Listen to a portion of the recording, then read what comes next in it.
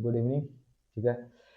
तो आज हम लोग जो शुरू कर रहे हैं एक टॉपिक, एक नया शुरू कर रहे हैं जिसका नाम क्या है, एक नया सब्जेक्ट शुरू कर रहे हैं। वो सब्जेक्ट है बायोलॉजी। साइंस का एक है सेगमेंट बायोलॉजी, ठीक है ना। बायोलॉजी से कॉम्पिटिटिव एग्जाम में काफ़ी क्वेश्चंस आते हैं, है ना। उसके बाद केमिस्ट्री, उसके बाद फिजिक्स, यानी सबसे ज़्यादा वेटेज जो होता है ना बायोलॉजी का होता है, ठीक है। तो बायोलॉजी में हम लोग देखेंगे क्या, पहला जो चैप्टर पढ़ेंगे, पहला चैप्टर पढ़ेंगे सेल के बारे में पढ़ेंगे। किसके बारे में पढ़ेंगे? सेल के बारे में पढ़ेंगे। यानी सेल को हिंदी में क्या कहते हैं? कोशिका कहते हैं। सेल को हिंदी में कोशिका कहते हैं। इसके बारे में हम लोग पढ़ेंगे, ठीक है ना। तो देखते हैं सेल के बारे में क्या क्या है, सेल का खोज किसने किया, सेल कैसे, डेड सेल क्या होता है, लिविंग सेल कैसे किसने खोजा। तो ये सब के बारे में हम लोग पढ़ेंगे। कहाँ? इस बायोलॉजी वाले में पढ़ेंगे, ठीक है ना। तो देखते हैं सेल क्या है। देखिए, पहले तो जानते हैं ना कि सेल के बारे में जानने से पहले कुछ जानिए कि देखिए हम लोग रहते कहाँ हैं। हाँ, हमको लगा बोलिएगा घर पे। नहीं, हम लोग रहते हैं पृथ्वी पे। कहाँ रहते हैं? पृथ्वी पे रहते हैं।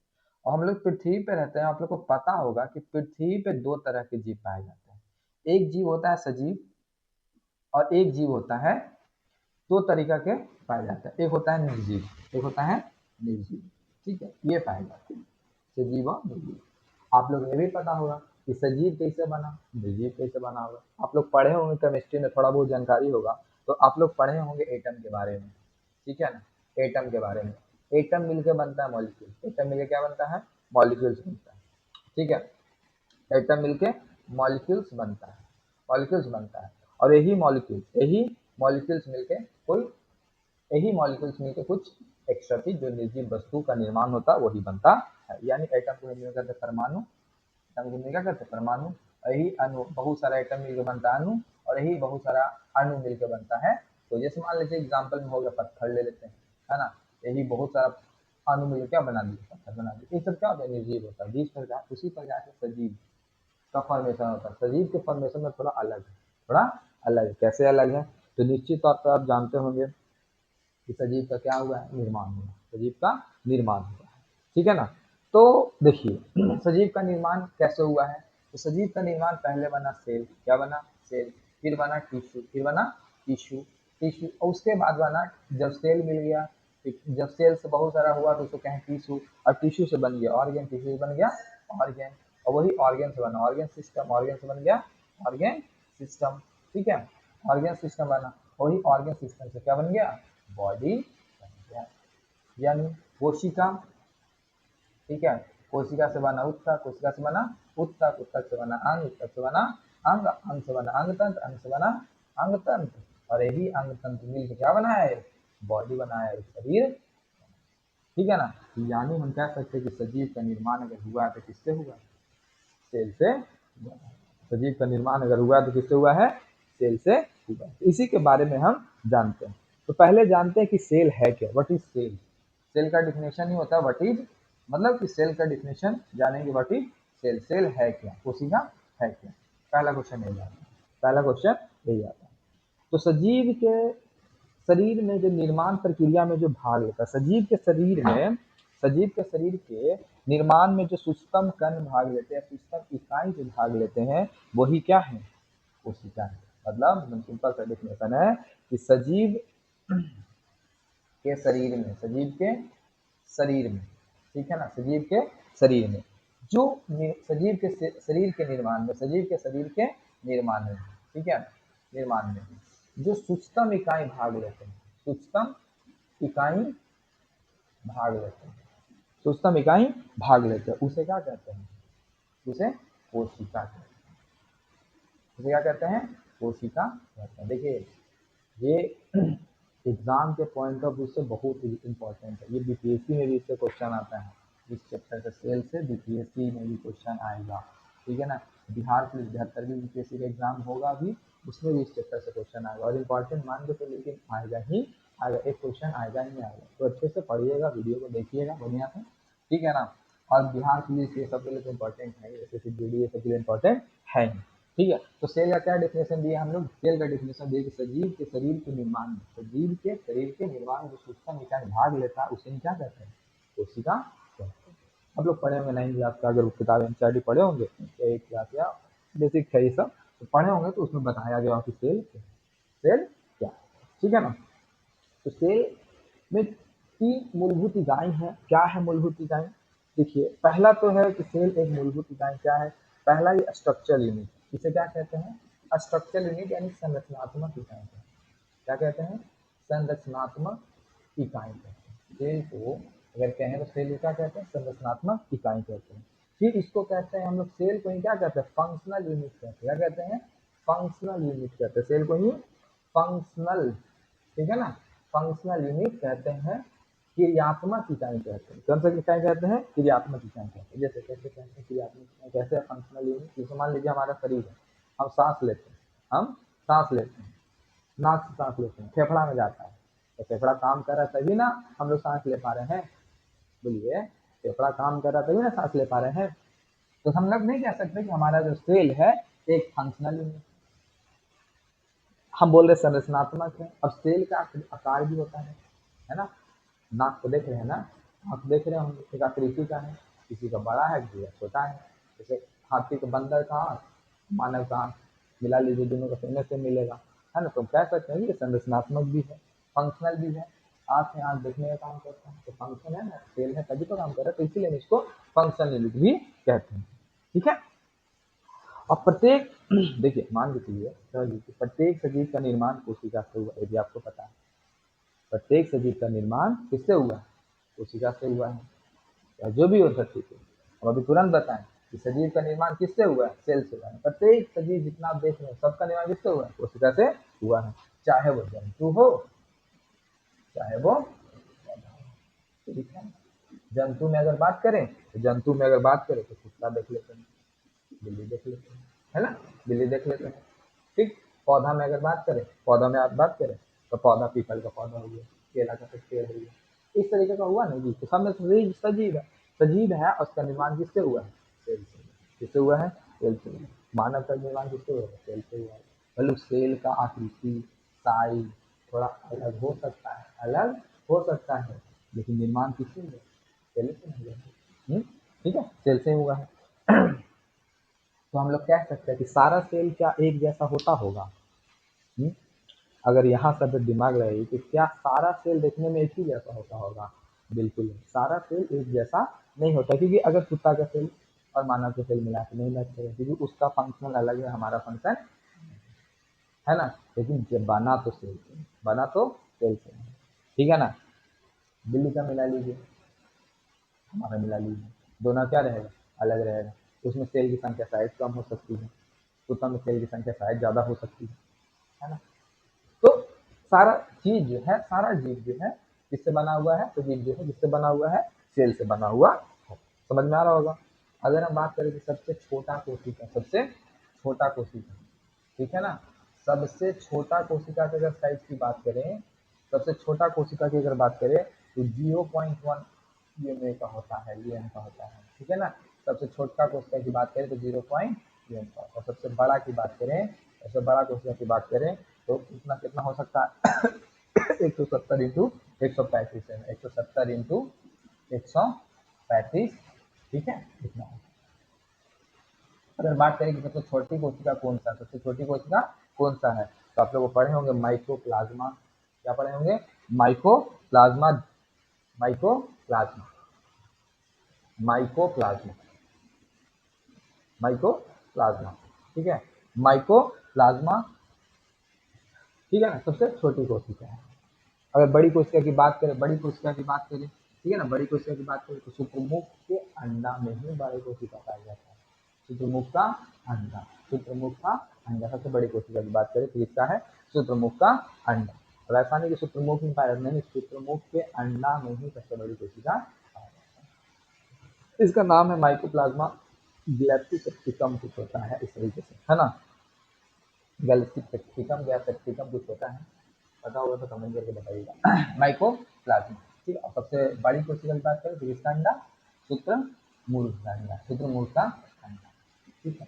तो ये है, समझ में आया होगा यहाँ पे। हमने ये अभी तक ये पढ़ा कि पृथ्वी पे हम लोग रहते हैं, पृथ्वी पे 2 तरह के, एक सजीव है, एक निर्जीव है। सजीव का निर्माण कैसे हुआ है? सेल से क्या बना, टिश्यू से क्या बना, ऑर्गन ऑर्गन से क्या बना, ऑर्गन सिस्टम, है ना, वही ऑर्गन सिस्टम से बना। फिर हमने पढ़ा क्या कि सेल क्या होता है। तो सेल जो है सजीव के शरीर के निर्माण में जो संरचनात्मक क्रियात्मक इत्यादि भाग लेकर गया है वह सूक्ष्म कण, वह सूक्ष्म कण जो शरीर के सजीव के निर्माण में भाग लेने में मदद करता है उसे क्या कहते हैं? कोशिका कहते हैं। यह एक स्ट्रक्चरल यूनिट होता है, यह एक फंक्शनल यूनिट होता है, ठीक है ना। अगर बात करें तो पेट दो तरह से जीव जंतु, दो तरह के लिविंग थिंग्स है, एक जंतु में आ जाता है तो एक पौधा में आ जाता है ना, समझ रहे हैं। अगर उसी में बात करें सबसे छोटी कोशिका कितना, तो 0.1 mm का होता है। सबसे बड़ी कोशिका का साइज कितना, 170 से 135। जिसमें सबसे छोटी कोशिका की बात करें तो क्या बताया, माइक्रो प्लाज्मा। सबसे बड़ी कोशिका की बात करें तो क्या बताया, शुतुरमुर्ग का अंडा, शुतुरमुर्ग का अंडा के बारे में, है ना। तो ये चीज है, ठीक। अब देखिए आगे पढ़ते हैं कि क्या एक ही सजीव में सभी कोशिका एक जैसा होता है। आपसे ही क्वेश्चन कर रहे, बताइएगा कि क्या एक ही सजीव में कोशिका जो होता है एक ही जैसा होता है? तो बिल्कुल सभी सजीव में कोशिका एक जैसा नहीं होता है। हमारे आँख, ठीक है, हमारा आँख का कोशिका अलग होगा, हमारे नाखून का कोशिका क्या होगा, अलग। ये आँख का बड़ा, नाखून छोटा छोटा, दोनों कोशिका क्या होगा, अलग अलग। बात समझ में आ रहा है? जैसे देखिए मानव का आँख मिला लीजिए, मानव का आँख मिला लीजिए, मानव का छोटी आँख मिला लीजिए, मानव का किडनी मिला लीजिए, सबका कोशिका क्या होगा, अलग अलग। सबकी संख्या क्या होगी, अलग अलग। सबका शेप क्या होगा, अलग अलग होगा। यानी हम ये भी कह सकते हैं कि सभी कोशिका का शेप साइज भी सेम नहीं होता है ना। सभी कोशिका का शेप साइज भी सेम नहीं होता है ना। उसकी संख्या भी सेम नहीं होता है, उसकी संख्या भी सेम नहीं होता है। तो पता कैसे चलेगा? तो ये पता चलेगा कोशिका का आकार प्रकार जो निर्भर करता है, कोशिका के कार्य पर निर्भर करता है। कोशिका का आकार और प्रकार जो निर्भर करता है ना, वो कोशिका के कार्य पर निर्भर करता है। कोशिका क्या काम कर रहा है, सेल क्या काम कर रहा है, सेल क्या वर्क कर रहा है, ठीक है ना। बात समझ में आ रहा होगा। हम्म? कि कोशिका का कोई पूछे कि आकार और प्रकार कैसे निर्भर करता है, तो उसके काम पे निर्भर करता है, उसके काम पे निर्भर करता है, ठीक है। तो आगे हम लोग बढ़ते हैं, देखते हैं आगे, ठीक। हाँ, क्या, हाँ, अरे एक और है अनाउंसमेंट बढ़िया है कि 16 फरवरी से जो भी अभी 12th के एग्जाम दिए होंगे, 16 फरवरी से, है ना, जो भी 12th पास आउट हुए होंगे उनके लिए बहुत अच्छा है। जीएस एकदम पढ़ाया जाएगा बेसिक से, है ना। और जीएस में आप सबसे पहले हम साइंस ही शुरू करेंगे। बहुत हिस्ट्री जोग्राफी पॉलिटी पढ़ा लिए और क्वेश्चन आता है ये नहीं जा रहा, आता है लेकिन वेटेज कम रहता है, साइंस का वेटेज ज़्यादा रहता है। तो अब हम साइंस से ही शुरू करेंगे। तो 16 फरवरी से आइए, सुबह का 7 बजे आपका बैच, ठीक है, 7:15 में आपका बैच शुरू हो जाएगा, सुबह का 7 बजे 7:15 में, ठीक है ना। 16 फरवरी से बैच शुरू होगा, जिसमें एकदम सबसे इम्पोर्टेंट रहेगा। अभी तो जो सीयूटी का भी एग्ज़ाम देना चाह रहे हैं ना वो भी आ सकते हैं, ठीक है ना, जो सीयूटी का एग्ज़ाम होता है उसमें, ठीक है। और ये एकदम इम्पोर्टेंट रहेगा, Bihar police, Bihar SI, BPSC, है ना, मतलब सारी बेसिक रहेगा, एकदम बेसिक रहेगा। जो बिहार पुलिस और बिहार दरोगा की तैयारी कर रहा है वो भी आ सकते हैं जीएस पढ़ने के लिए। ऐसा नहीं कि 12th के लिए, लेकिन 12th के लिए आएंगे तो बेटर है कि बेसिक से पढ़ाएंगे, बेसिक से पढ़ाएंगे, ठीक है ना। आ सकते हैं, 16 फरवरी से बैच शुरू हो रहा है।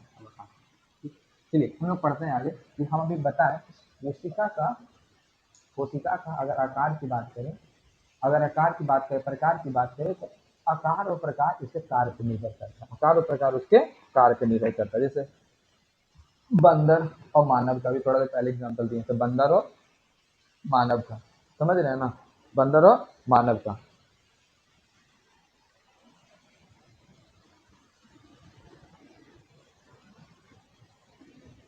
ठीक है, बंदर और मानव का। तो बंदर और मानव का देखते हैं, क्या बंदर और मानव का अगर आंख मिला जाए दोनों का बड़ा छोटा हो सकता है ना, बड़ा छोटा हो सकता है। ठीक, आगे आगे।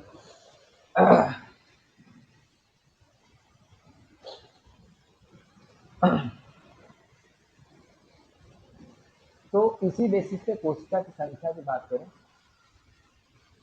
कोशिका की संख्या की बात करें तो इसको दो पार्ट में बांटेंगे। कितने पार्ट में बांटेंगे? दो पार्ट में बांटेंगे। कैसे? तो एक होता है यूनिसेल्युलर, क्या होता है? यूनिसेल्युलर होता है, यूनिसेल्युलर होता है, ठीक है ना, यूनिसेल्युलर होता है। और एक होता है मल्टी सेल्युलर, क्या होता है? मल्टी सेलुलर होता है, मल्टी सेलुलर होता है। यानी एक होता है, हिंदी में इसे कहते हैं एक कोशिकीय, और इसको कहते हैं बहुकोशिकीय। मतलब क्या, एक कोशिकीय का मतलब एक सेल से बना हो। कितने सेल से बना हो? एक सेल से बना। बहुकोशिकीय का मतलब बहुत सारा सेल मिलके बना, बहुत सारा सेल मिलके क्या बना, ये क्या हो गया? बहुकोशिकीय। जैसे मानव, क्या मानव, मानव की बात करें तो मानव जो है बहुत सारे सेल से मिलके बना। जैसे देखिए सेल आया, सेल से क्या बना? टिश्यू बना, टिश्यू से क्या बना? टिश्यू से क्या बना? ऑर्गेन बना, ऑर्गेन बना, ऑर्गेन से क्या बना? ऑर्गेन सिस्टम बना, ऑर्गेन सिस्टम बना, और फिर ऑर्गेन सिस्टम से क्या बना? तब जाके मानव बना। लेकिन एक कोशिका में एक ही सेल होता है, मतलब एक ही सेल से बना होता है। जैसे अमीबा हो गया, है ना, अमीबा हो गया, पैरामीशियम हो गया, पैरामीशियम हो गया, तो ये सब यूनिसेलुलर होता है। तो दो भाग में बांट दिया गया कोशिका को, कोशिका की संख्या की बेसिस पे, यूनिसेलुलर कोशिका और मल्टीसेलुलर, यूनिसेलुलर और मल्टीसेलुलर, एक कोशिकीय और बहुकोशिकीय, ठीक है ना, एक कोशिकीय और बहुकोशिकीय।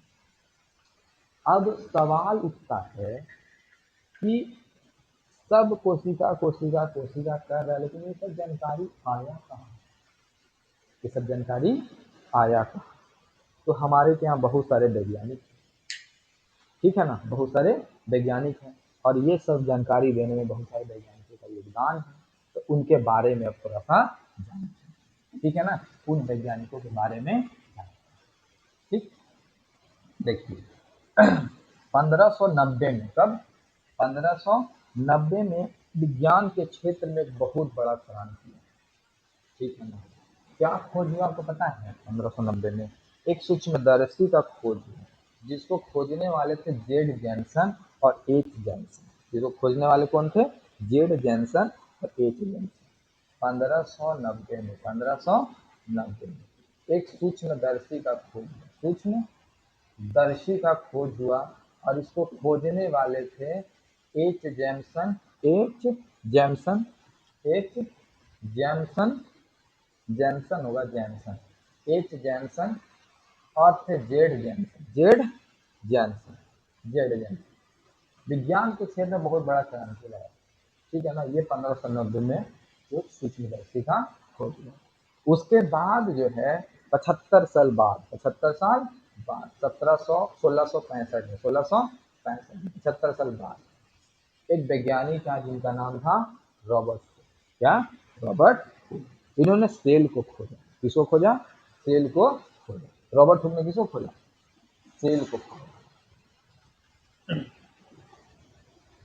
रॉबर्ट हुक, ठीक है, इन्होंने सेल का खोज किया। किसका खोज किया? सेल का खोज किया।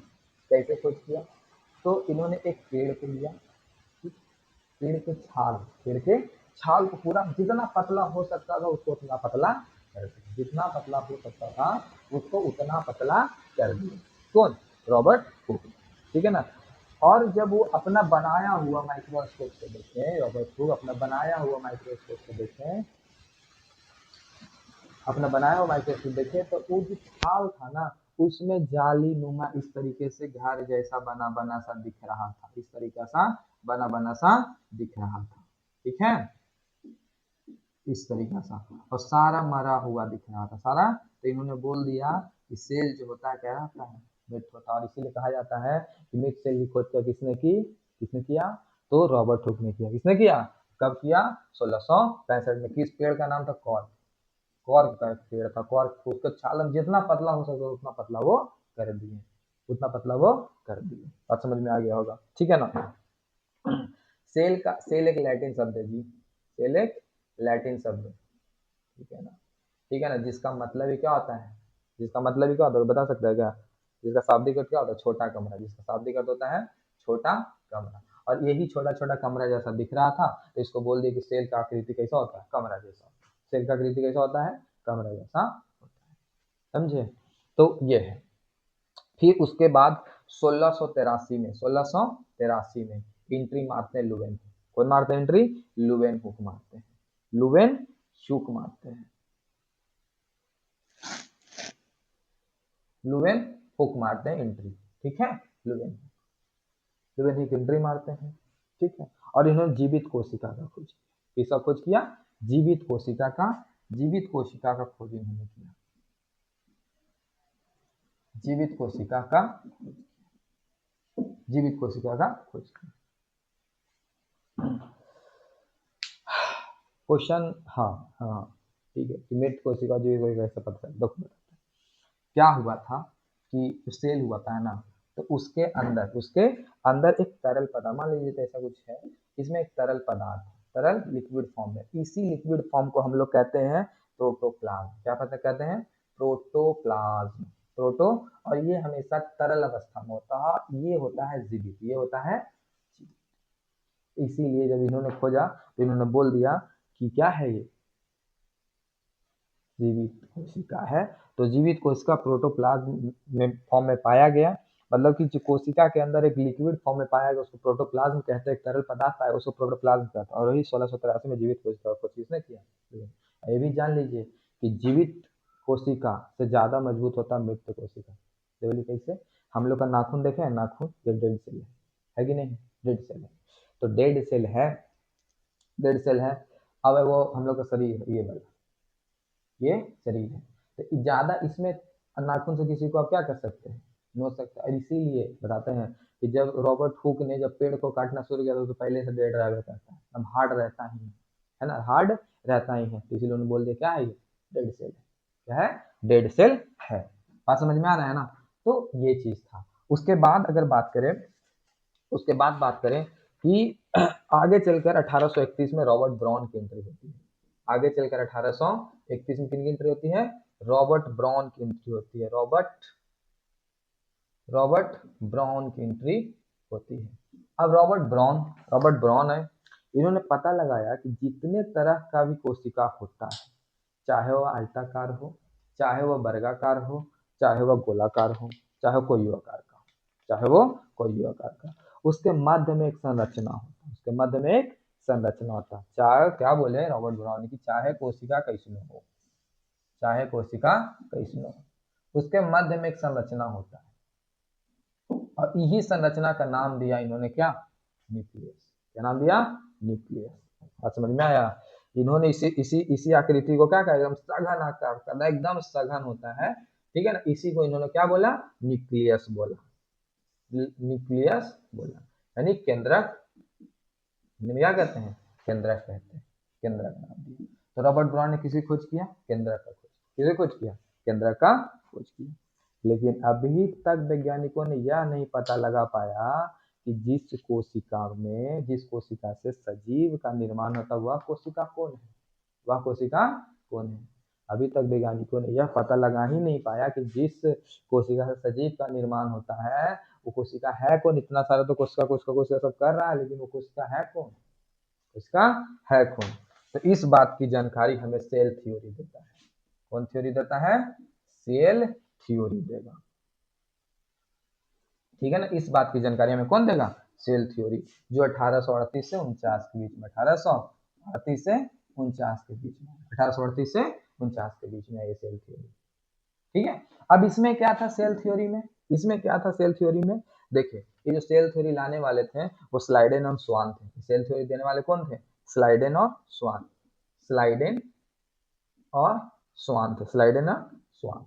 ये याद रखिएगा, बहुत बार क्वेश्चन है बीपीएससी पूछा है इसको कि सेल थ्योरी देने वाले कौन है, तो स्लाइडेन और स्वान है। सेल थ्योरी देने वाले कौन है? स्लाइडेन और स्वान। बहुत बार बीपीएससी पूछा है, बहुत सारे एग्जाम इसको पूछा है, लेकिन बीपीएससी काफी ज्यादा इसको पूछा है कि सेल थ्योरी देने वाले कौन थे? स्लाइडेन और स्वान थे।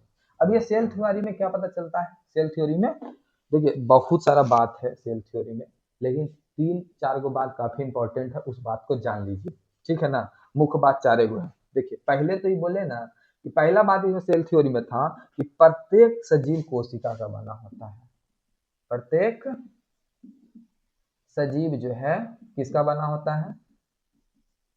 कोशिका का बना होता है। पहला बात ये बोले सेल थ्योरी। दूसरा बात ये था कि जो सजीव होता है, सजीव का निर्माण का शुरुआत एक ही कोशिका से होता है। दूसरा बात ध्यान दीजिएगा, एक ही कोशिका से होता है, कि सजीव की निर्माण की शुरुआत प्रत्येक सजीव निर्माण का जो शुरुआत होता है एक ही कोशिका से होता है, एक ही कोशिका से होता है, ये दूसरा बात। तीसरा बात क्या था? तीसरा बात क्या था? तो तीसरा बात था क्या है बोलो? हाँ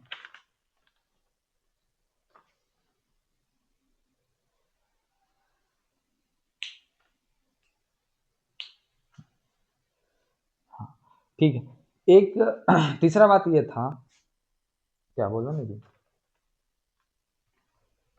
एक ही कोशिका से निर्माण कैसे होता है? देखो सबसे बढ़िया एग्जांपल, मानव का निर्माण, मानव का निर्माण, ठीक, मानव का निर्माण, मानव के निर्माण में दो, एक मेल और एक फीमेल, मेल का स्पर्म, फीमेल का ओवा, दो में फर्टिलाइजेशन होता है, दोनों में क्या होता है? तो क्या बनता है? जाइगोट। क्या बनता है? जाइगोट, जिसको हिंदी में भ्रूण कहते हैं। क्या कहते हैं? भ्रूण।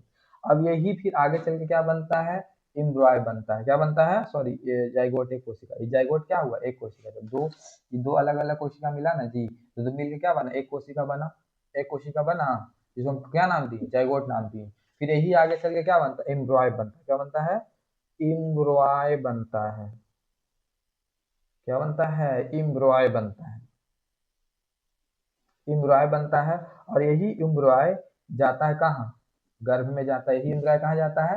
गर्भ में जाता है, और यही गर्भ में जाकर के क्या बनता है? शिशु बनता है। तो देख नहीं रहे हो कि मेल और फीमेल का स्पर्म और ओवम मिलता है, फिर क्या फॉर्मेशन होता है? एक ही कोशिका है ना, जाइगोट। एक ही कोशिका है ना, जाइगोट। फिर यही जाइगोट क्या बनता है? इम्ब्रॉय बनता है। यही इम्ब्रॉय कहाँ जाता है? गर्भ में जाता है। तो क्या बनता है? शिशु। शिशु बनता है। यही चीज तो था, तो क्या दिक्कत? समझ में आया ना? कि तो सेल थ्योरी में दो बात, पहला कि प्रत्येक सजीव कोशिका का बना होता है, दूसरा बात कि प्रत्येक सजीव का निर्माण जो होता है उसकी शुरुआत एक ही कोशिका से होता है। एक ही कोशिका से होता है। इधर इरेज करते हैं, ठीक है ना?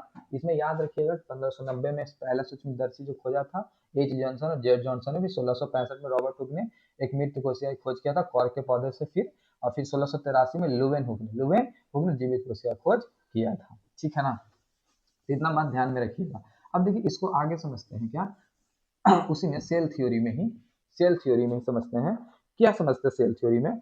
कि इन्होंने बताया सेल थ्योरी में एक तीसरा बात जो बोला गया कि एक कोशिका, एक अकेला कोशिका में उतना क्षमता होता है, एक अकेला कोशिका में भी इतनी ही क्षमता होती है कि वह अपना जीवन यापन कर सकता है।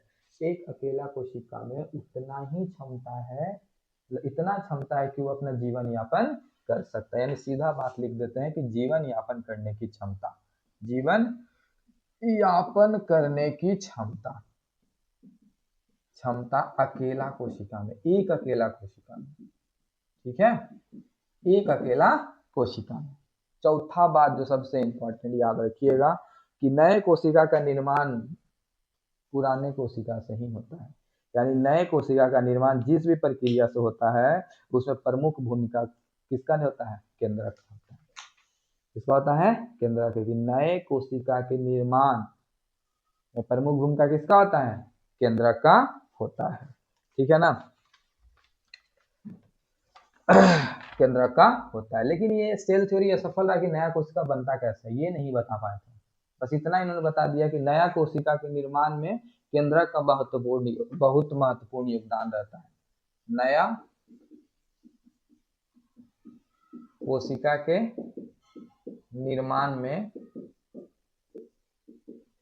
केंद्रक का महत्वपूर्ण योगदान होता है, महत्वपूर्ण योगदान होता है। तो ये इतना बात था, ठीक है ना? ये सेल थ्योरी में। लेकिन ये असफल रहा क्या बताने में? ये असफल रहे कि नया कोशिका बनता कैसे है, नया कोशिका बनता कैसे, ये इन्होंने बता ही नहीं पाया, ठीक है ना? नया कोशिका कैसे बनता है नहीं बता पाया। तो 1839 में जन्म होता है इनका, पुरकेंजे का, इनका पुरकेंजे का। इन्होंने जीव द्रव के बारे में बताया था, जो हम शुरू में बताया था प्रोटोप्लाज्म, ठीक है ना? इन्होंने 1849 में आते हैं पुरकेंजे। 1839 में आते हैं कौन? पुरकेंजे, पुरकेंजे आते हैं, ठीक है ना? और इन्होंने किसका खोज किया? पुरकेंजे ने किसका खोज किया? इन्होंने खोज किया प्रोटोप्लाज्म का, प्रोटोप्लाज्म का। प्रोटोप्लाज्म इसको क्या कहते हैं? जीव द्रव कहते हैं, जीव द्रव कहते हैं। ठीक है ना। और इसके कारण ही कोशिका क्या होता है, जिंदा होता है। प्रोटोप्लाज्म के कारण ही कोशिका क्या होता है, जिंदा होता है। ठीक है ना। और हेक्सले का याद रखना, इसमें ना एक पॉइंट है, बीपीएससी पूछा हुआ है, हेक्सले। हेक्सले, ठीक है ना। हेक्सले ने प्रोटोप्लाज्म को जीवन का आधार बताया है, जीवन का भौतिक आधार बताया। हेक्सले ने प्रोटोप्लाज्म को जीवन का भौतिक आधार बताया। इसको नोट करके कहीं लिख लीजिएगा कि हेक्सले ने प्रोटोप्लाज्म को जीवन का भौतिक आधार बताया, भौतिक आधार बताया है। लेकिन खोज किसने किया है, पुरकेंजे ने किया। प्रोटोप्लाज्म खोज किसने किया है, पुरकेंजे ने किया है, पुरकेंजे ने किया है। फिर 1855 में आता है रोडोल्फ बिरचॉफ या किरचॉफ जो भी है। इन्होंने बताया कि नया कोशिका कैसे बनता है, इन्होंने बताया कि नया कोशिका कैसे बनता है। तो बस कुछ नहीं, बता दिया वही कि नया कोशिका का निर्माण पुराना कोशिका से ही होता है। नया कोशिका का निर्माण किससे होता है, पुराना कोशिका से ही होता है, जिसको इन्होंने बोला कोशिका विभाजन। क्या बताया, कोशिका विभाजन। कौन बताए, ये बताए बाबू, रोडोल्फ किरचॉफ, रोडोल्फ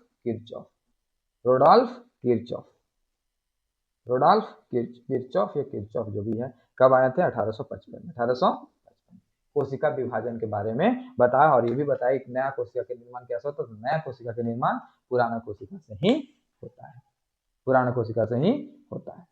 ठीक है ना। फिर 1861 में प्रोटोप्लाज्म थ्योरी आता है। कौन सा थ्योरी आता है, प्रोटोप्लाज्म थ्योरी आता है। वो हम अगले क्लास में पढ़ेंगे। ठीक है ना। तो इतना तक जो पढ़ाए हैं याद रखिएगा, एक बार रिवाइज कर लेते हैं। तो बताइएगा 1665 में रॉबर्ट हुक ने किस कोशिका खोज किया था, मेट कोशिका का। किस कोशिका खोज किया था, मेट कोशिका खोज किया था, है ना। फिर बताइएगा कि 1683 में लुवेनहुक ने किस कोशिका खोज किया था, जीवित कोशिका का। किस कोशिका का, जीवित कोशिका का खोज किया था। ठीक है, पढ़िए।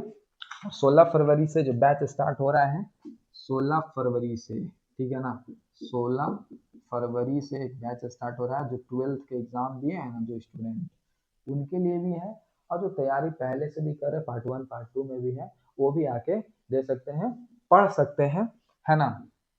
जीके जीएस होगा और इसमें आपको बहुत सारा चीज करवाया जाएगा। आइए पहले, है ना, 7:15 में एड्रेस आपको छोटकी नवादा बालाजी नगर रोड नंबर 4 में आइए।